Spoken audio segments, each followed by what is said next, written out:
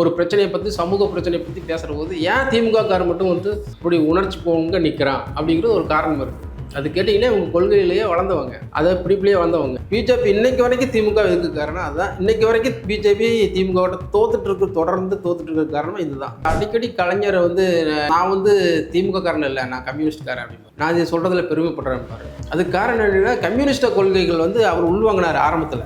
அந்த உள்வாங்கினால தான் திமுகவுக்கு வந்து தன்னோட அந்த கொள்கையே எல்லாச்சும் போகுது. ஒரு சின்ன பிரச்சனையாக இருந்தால் கூட போராடுறது. இப்போ நீங்கள் கேட்கலாம், இப்போ திமுகவில் வந்து கோஷ்டி பூசல் இல்லையா, இல்லை ஒவ்வொருத்துக்கும் ஒவ்வொரு பிரச்சனை இருக்குது அப்படியெல்லாம் இல்லையா அப்படின்னா இருக்குது, இல்லைன்னு சொல்ல வரல. இன்றைக்கும் வந்து திமுக வந்து 75 ஆண்டுகள் காலம் வந்து நிலைச்சு நிற்கிறதுக்கு காரணம் என்ன கேட்டிங்கன்னா இந்த கொள்கை பிடிப்பு, அவங்க தொண்டர்களோட அரவணைப்பு, இதனால தான் வந்து போயிட்டு இருக்கு.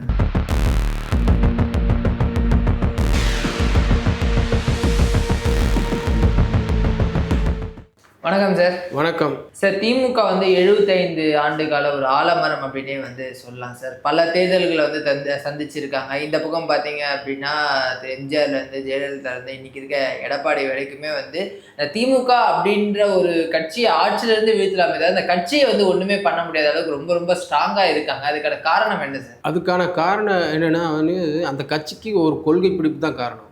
அதாவது பார்த்தீங்கன்னா அண்ணா இருக்கிற போது வந்து திமுகவுக்கு கடமை கண்ணியம் கட்டுப்பாடு அப்படிங்கிற ஒரு ஸ்லோகத்தை வச்சுருப்பார். அது எப்படிங்கிறத அவர் வந்து இலக்கியத்தில் பேசுவார், அடுக்குமொழியில் பேசுவார். அந்த பேசி அந்த அதாவது கொள்கையை அப்படியே கொண்டு போவார். நம்ம என்ன செய்யணும்.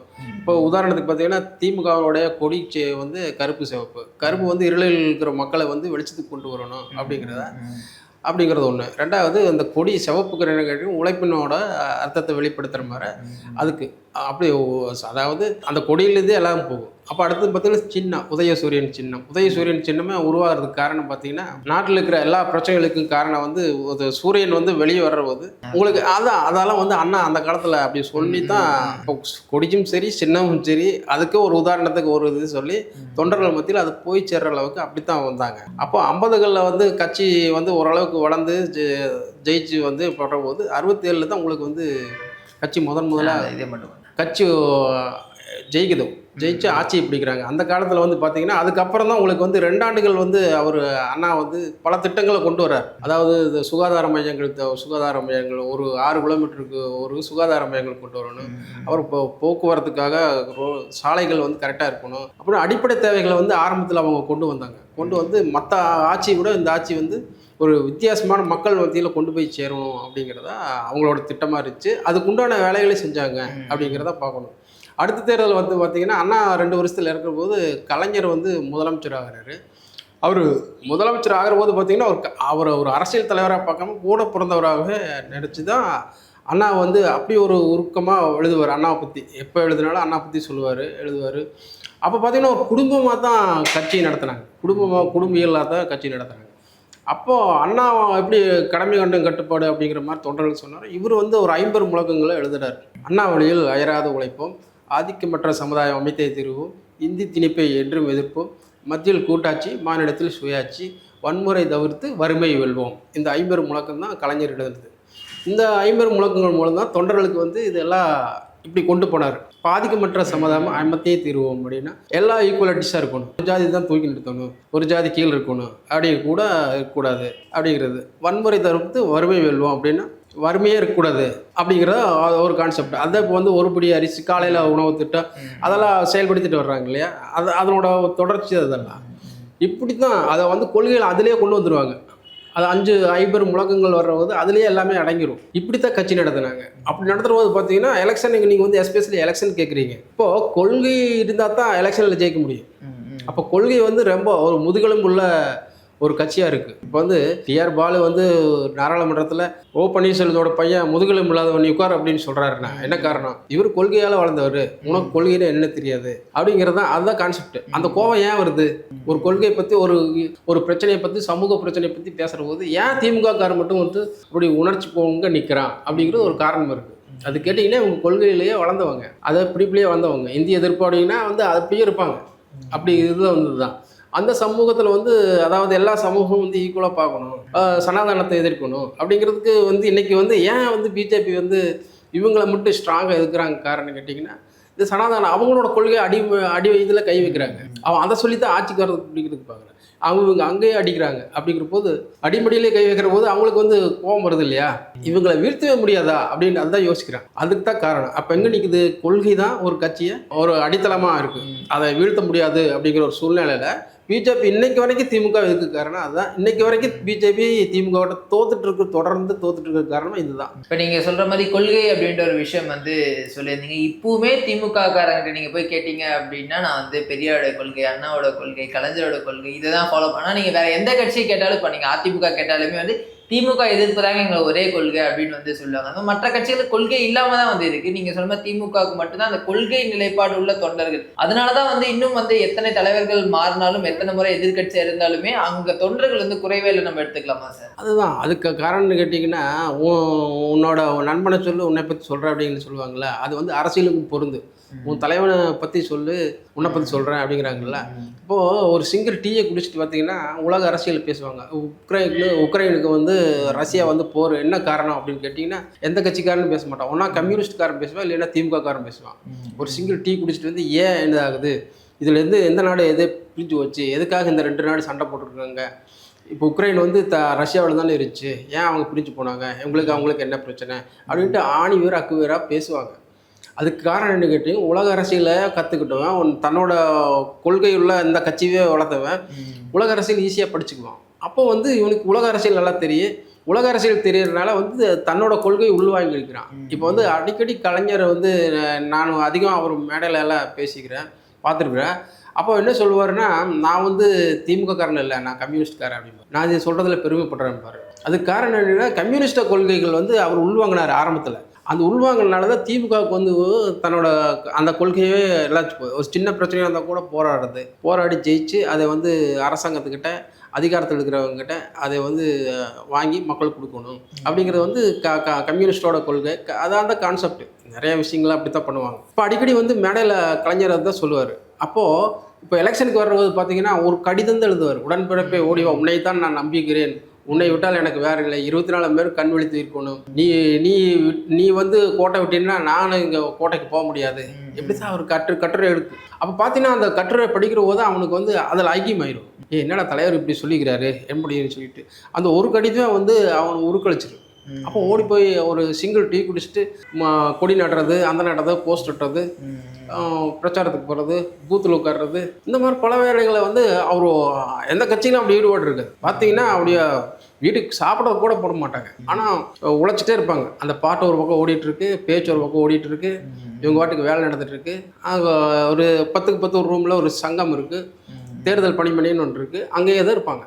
அந்த எலெக்ஷன் முடிகிற வரைக்கும் 30 நாள் 40 நாள் அப்படி தான் போயிட்டுருக்கு. இன்றைக்கும் வந்து திமுக வந்து 75 ஆண்டுகள் காலம் வந்து நிலச்சி நிற்கிறதுக்கு காரணம் என்ன கேட்டிங்கன்னா, இந்த கொள்கை பிடிப்பு, அவங்க தொண்டர்களோட அரவணைப்பு, இதனால தான் வந்து போயிட்டுருக்கு. இப்போ பார்த்தீங்கன்னா ஒரு எலெக்ஷனுக்கு வந்து ஒரு தொகுதின்னு வைங்க, ஒரு தொகுதியில் வந்து ஒரு 200 பூத்து இருக்குது. குறைஞ்சபட்சம் ஒரு 180 இல்லைன்னா 220 இல்லைன்னா 200 பூத்து இருக்குது. 200 பூத்துக்கு வந்து ஆள் போடுவாங்க. ஒரு பூத்துக்கு 7 பேர் 8 பேர் போடுவாங்க. நீ அந்த சேரில் உட்காரு, நீ சேரில் உட்காரு, லோக்கல் ஆள் வருவான், இவன் கூட உட்கார வச்சுன்னு கரெக்டாக ஆள் பார்த்துட்டு டிக்கெடிச்சு போடும். எவனாச்சும் ஒரு கல்லை ஓட்டு போடக்கூடாது அப்படிங்கிறதுக்கு அவங்களுக்கு கிளாஸ் எடுப்பாங்க. B2 B ஃபார்மு அப்படின்றலாம் செய்துட்டு அவங்களுக்கு உட்கார வச்சு கிளாஸ் எடுப்பாங்க. இது மற்ற கட்சிகள் எல்லாம் செய்தே இல்லையா, திமுக வந்து ஃபுல்லாக செஞ்சுட்டே இருப்பாங்க. இதை பற்றி எலெக்ஷனை பற்றி எப்படி போயிட்டுருக்கு, உடனே அவங்க மாவட்டம் கூப்பிடுவார், என்னப்பா போயிட்டுருக்கு, எது நடந்துட்டுருக்கா அப்படின்ட்டு அவங்க கூப்பிடுவாங்க. அப்புறம் அங்கேருந்து வந்து தலைமை கூப்பிடுவாங்க. தலைமை என்ன இது எப்படி ரிப்போர்ட் கொடு அப்படிம்பாங்க. இது வந்து ஒரு என்ன அது ஒரு அரசியல் இருக்க வந்து ஒரு சிஸ்டமேட்டிக்காக எங்கிட்டே இருக்குது. இப்போ நீங்கள் சொன்னீங்க 75 ஆண்டு காலம் இந்த கட்சி நிற்கிறதுக்கு காரணம் என்ன, 30 ஆண்டு காலம் வந்து ஆட்சி செஞ்சுக்கிறாங்க, இதுக்கெல்லாம் என்ன காரணம் அப்படிங்கிறதெல்லாம் இதுதான் காரணம். இதெல்லாம் கடின உழைப்பு இருக்கிறனால தான் வந்து அவங்க திமுக வந்து இன்றைக்கும் வந்து நினைச்சிட்டு இருக்குது அப்படிங்கிறது தான். இப்போ நீங்கள் கேட்கலாம், இப்போ திமுகவில் வந்து கோஷ்டி பூசல் இல்லையா, இல்லை ஒவ்வொருத்துக்கும் ஒவ்வொரு பிரச்சனை இருக்குது அப்படியெல்லாம் இல்லையா அப்படின்னா இருக்குது, இல்லைன்னு சொல்ல வரல. இப்போ வந்து உதாரணத்துக்கு ஒரு திருச்சி மாவட்டத்தை எடுத்துட்டிங்கன்னா, அங்கே திருச்சின்னு எடுத்துட்டிங்கன்னா KN நேரு தான் மினிஸ்டரு அப்படிங்கிற மாதிரி இருக்குது. அப்போ ஒரு காலத்தில் அப்படி இருந்துச்சு.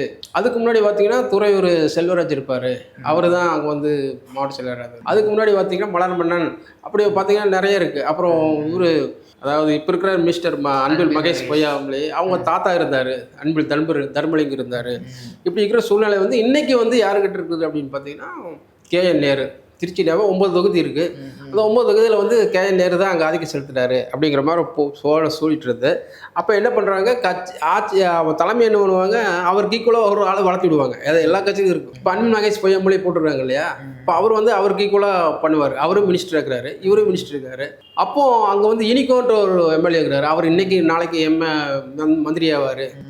இவர் முதல்வரே சொன்னார், இன்றைக்கி வந்து கண்டிப்பாக ஒரு செய்தி உண்டு அப்படின்றாலும் சொன்னார். 4.5 வருஷம் அவர் கொடுக்கவே இல்லையே, மினிஸ்டர் பொறுக்கவே இல்லையே. அப்போ வந்து அந்த இது வந்து தலைமைக்குள்ளே ஒரு கோஷ்டி பூசல் இருக்குது. 9 தொகுதி பிரிச்சுக்குவாங்க. நீ 4 தொகுதி வை, நீ ஒரு 5 தொகுதி வை, நீ உன்னோட இன்சார்ஜ் இதுதான், இதை நீ ஜெயிச்சு கொடுத்துடணும் அப்படிம்பாங்க. அப்புறம் இவங்களவே காலவாரி விடுவாங்க. இவர் வந்து ஜெயிச்சு வந்துட்டாருன்னா, சப்போஸ் மகேஷ் ஜெயிச்சு வந்துட்டாருன்னா நம்மளுக்கு ஈக்குவலாக இருப்பார் அப்படிங்கிற ஒரு இது இருக்குது. அப்போ வந்து எல்லா புகாரும் போகிறபோது, தலைமைக்கு போகிறபோது சில பிரச்சனைகள் எல்லாம் பேசி, இதெல்லாம் வேண்டாப்பா, எல்லோரும் ஜெயிச்சு வந்தால் தான் நம்ம அங்கே ஆட்சியில் உட்கார முடியும், உங்கள் பிரச்சனைகள்லாம் விட்டுருங்க, எலெக்ஷன் முடிஞ்ச வரை பேசிக்கலாம் அப்படின்ட்டு இப்படி பண்ணுவாங்க. ஸோ வந்து இது எல்லா கட்சியிலும் இருக்குமானா இருக்குது. ஏடிஎம்கேல் இருக்குது. ஏடிஎம்கேல பார்த்தீங்கன்னா கிட்டத்தட்ட இப்போ வந்து கோவை மண்டலத்தில் வந்து கிட்டத்தட்ட எஸ்பி வேலுமணி தான் அங்கே பெரிய இது 10 தொகுதியும் ஜெயிச்சு கொடுத்துருவேன் அப்படிம்பாரு. அது பக்கத்தில் ஈரோடு மாவட்டம் இருக்குது, திருப்பூர் மாவட்டம் இருக்குது, அப்புறம் எப்படி பார்த்தீங்கன்னா நீலகிரி மாவட்டம் இருக்குது. இதெல்லாம் ஒரு 4 மாவட்டத்தில் கிட்டத்தட்ட பார்த்தீங்கன்னா ஒரு 40 தொகுதி 50 தொகுதி வருதுன்னா அவர் இன்சார்ஜ் போட்டுருவாங்க. அவர் நான் தான் அப்படிங்கிற மாதிரி இருப்பார். இப்போ அவருக்கு ஈக்குவல் அங்கே யாரும் இல்லை அப்படிங்கிற போது அங்கே வந்து மோனோபோலியே வந்துடுதுல்ல. இப்போ இவர் சொல்கிறதான் சட்டம் அப்படிங்கிற மாதிரி இருக்குது. அது வந்து கட்சி ஒத்துக்காது.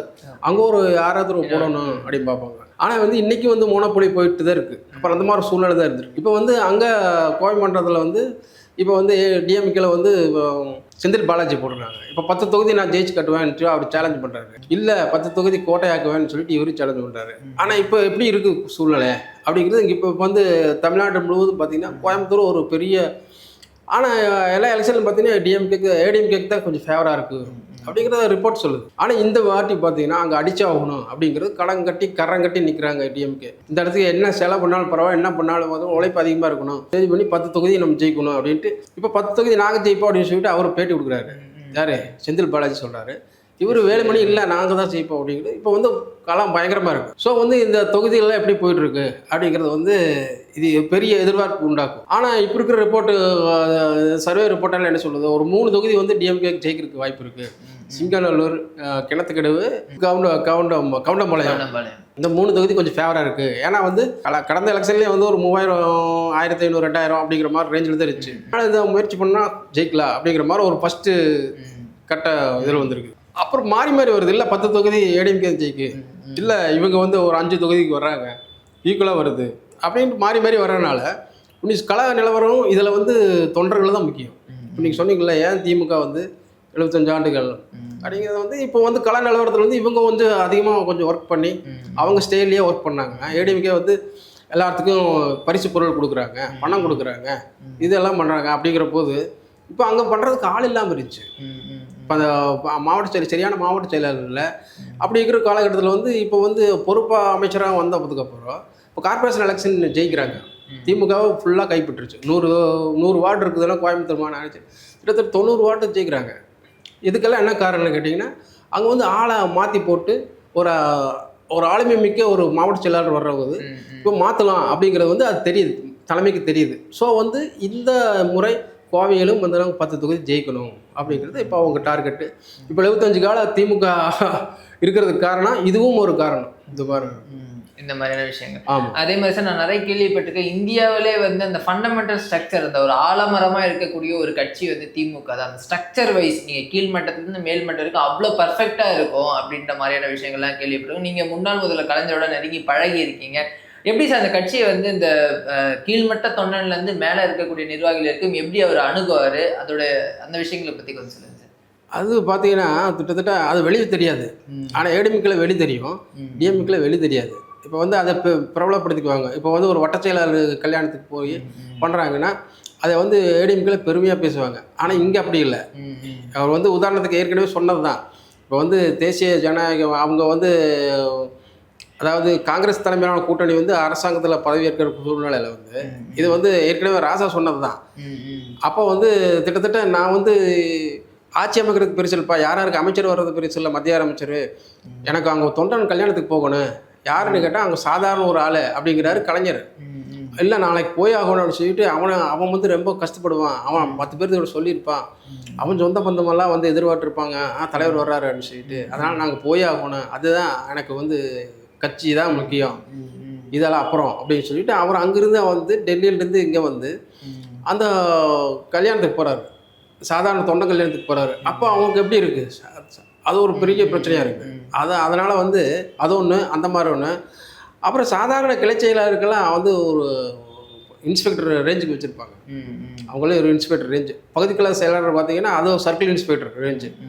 அந்த அளவுக்கு பகுதி, அதாவது திமுகவில் வந்து ஒரு சாதாரண ஆளுகள் இருந்தாவே ஒரு மாவட்ட செயலாளர் இருந்தால் கூட அந்த ஈக்குவல் ஃபார் மினிஸ்டருக்கு ஈக்குவலாக இருப்பாங்க. அவங்களுக்கு அந்த அளவுக்கு அவங்களுக்கு தகுதிக்கு அவங்க சொல்கிற வேலையை கேட்கணும், அவங்க மூலமாக தான் எல்லாமே நடக்கணும், அவங்க சொன்னால் எல்லாமே தட்டக்கூடாது அப்படிங்கிற ஒரு கட்சி கட்டுப்பாடு இருக்கிறதுனால தான் இன்றைக்கும் மாவட்ட செயலருக்கு அவ்வளோ ஒரு பவராக இருப்பாங்க. மினிஸ்டரோட மாவட்ட செயலருக்கு தான் பவராக இருக்குது. நீ 5 வருஷம் இருந்துட்டு போ. ஆனால் மாவட்டம் வந்து அதுவும் இல்லாமல் அவங்க வந்து ஒரு எல்லாத்துக்கும் ஒரு மரியாதை கொடுப்பாங்க. மாவட்டம், வட்டம், பகுதி அப்படிங்கிற அப்படித்தான் ஒரு சொல்லி கேட்பாங்க. மேயரு, துணை மேயரு, இப்படி பேரை சொல்லித்தான் கூப்பிடுவாங்க. ஸோ வந்து அந்த மாதிரி ஒரு சூழ்நிலை இருக்கிறதுனால அந்த கட்சி வந்து இன்னும் வந்து அசைக்க முடியல அப்படிங்கிறத. இப்போ வந்து அறிவாலயத்துக்குள்ள அவர் பார்த்துட்டே போகிறாருன்னா கலைஞர் வட்டம் வாயா அப்படிம்பாரு. 76வது வட்டம் செயலாளர் அப்படின்னு கரெக்டாக பேர் சொல்லி எப்படி சார் ஞாபகம் வச்சு பயங்கரமான ஞாபகம் இருக்குது. அந்த மாதிரி ஒரு அதை சொல்லி கூப்பிட்ற போது அந்த தொண்டனுக்கு பார்த்தீங்கன்னா அவ்வளோ ஒரு சந்தோஷமாயிரு. இதை விட நமக்கு என்ன தேவை அப்படிங்கிற மாதிரி, நீங்கள் எனக்கு பதவியே கொடுக்காட்டியும் பரவாயில்ல, இது எனக்கு போகுது அப்படிங்கிறத திமுகவோட நிலைப்பாடாக இருக்குது. அதனால தான் 75 ஆண்டுகளும் இன்னும் ஆலமரமாக போயிட்டே இருக்குது. அதே போக ஜனநாயக ரீதியாக நாங்கள் வந்து எலெக்ஷன் நடத்துகிறோம் அப்படிங்கிற இதில் வந்து நிறைய சம்பவங்கள் நடந்திருக்கு. அந்த காலத்துலலாம் பார்த்தீங்கன்னா செஞ்சி ராமச்சந்திரனை எதிர்த்து ஒரு எலெக்ஷன் நிற்கிறது வந்து சாதாரண விஷயம் இல்லை. அப்போ செஞ்சி ராமச்சந்திரன் மாவட்ட செயலாளர் இருக்கிறாருன்னா அவர் எதிர்த்து கலைஞரே போடுவார். இப்போ வந்து பொன்முடி போடுறாங்க அப்படின்னா பொன்முடி நான் ஜெயிக்க வைக்கணும் அப்படின்னா, ஆனால் செஞ்சி ராமச்சந்திரன் ஜெயிப்பார், அவர் தொண்டருக்கு சப்போர்ட் இருக்கிறதுனால. ஆனால் அங்கே தலைவர் மீறி வந்து இவர் ஜெயிச்சு வர்றாரு அப்படிங்கிற, என்னையா நான் போட்ட அளவே நீ தோக்கடிச்சிட்டேன் அப்படின்னு கலைஞர் சொல்லுவார். இதெல்லாம் நடந்த விஷயங்கள் எல்லாம். அதனால தான் அவருக்கு ஒரு மதிப்பு இருக்காங்க. இருந்தாலும் தவிர நான் இன்னும் ஜெயிச்சு வந்துட்டேன், நீங்கள் ஏதாச்சும் நான் பண்ணிடாதீங்க, நான் இதே பண்ண முடியும், நீ ஜெயிச்சு வந்து அவங்க அங்கே ஜனநாயகம் அங்கே ஆடும், அங்கே விளையாடும். அந்த காலகட்டத்தில் இருக்கிறதுனால அதை வந்து திமுக இன்றைக்கும் வந்து நிலச்சி நிற்குது அப்படிங்கிறத நம்ம இயல்பாக பார்க்க முடியும். நன்றி சார், ரொம்ப பல தகவல்கள் எங்களுக்காக தெரிவிச்சிங்க சார். ரொம்ப நன்றி. மிக்க நன்றி, வணக்கம்.